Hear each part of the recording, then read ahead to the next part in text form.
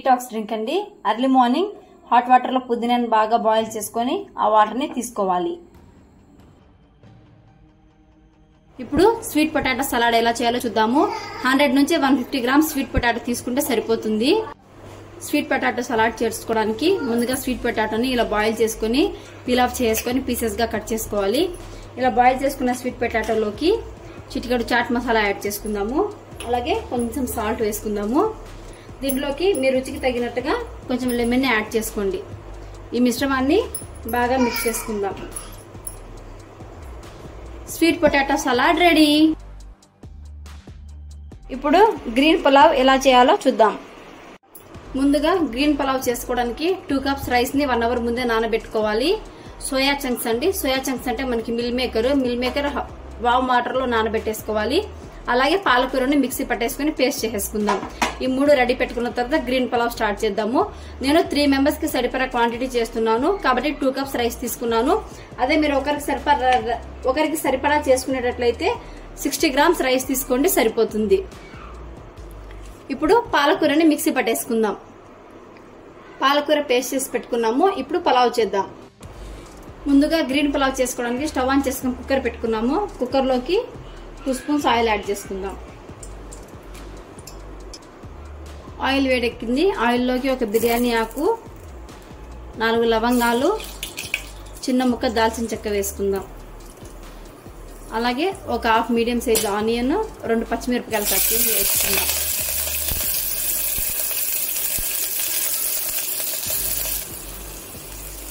Onions కొంచెం మెత్తబడ్డాయి కదా. ఇప్పుడు half cup cabbage, 1 cup cauliflower,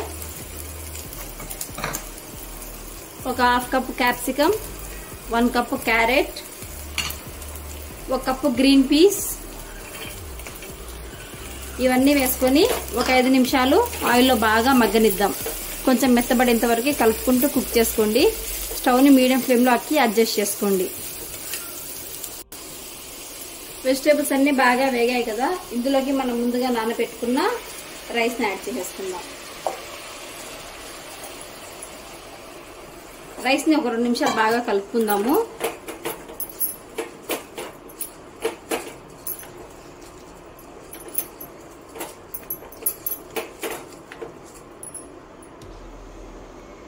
ఇప్పుడు రైస్ లోకి మనం ముందుగా మిక్సీ చేసి పెట్టుకున్న స్పినాచ్ పేస్ట్ ఉంది కదా, ఇది యాడ్ చేసేసుకుందాం.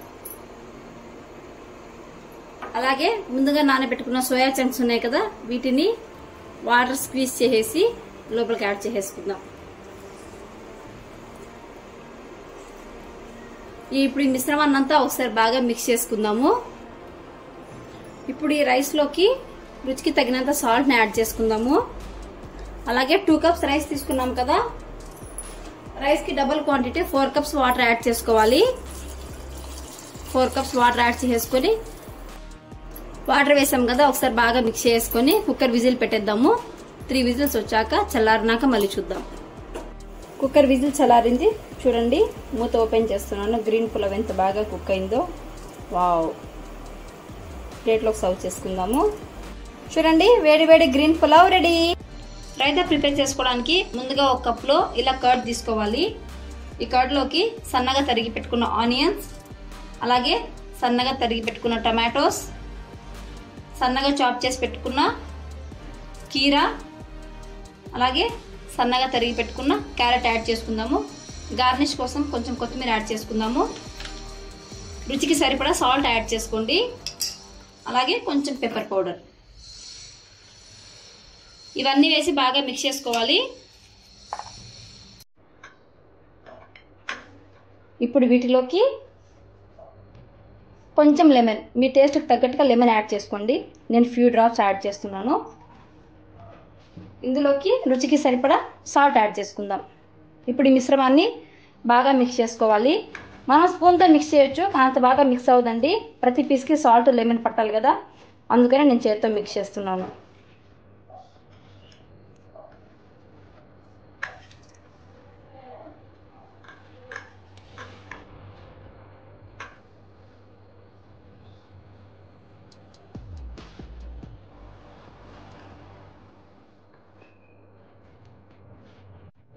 Cucumber salad ready.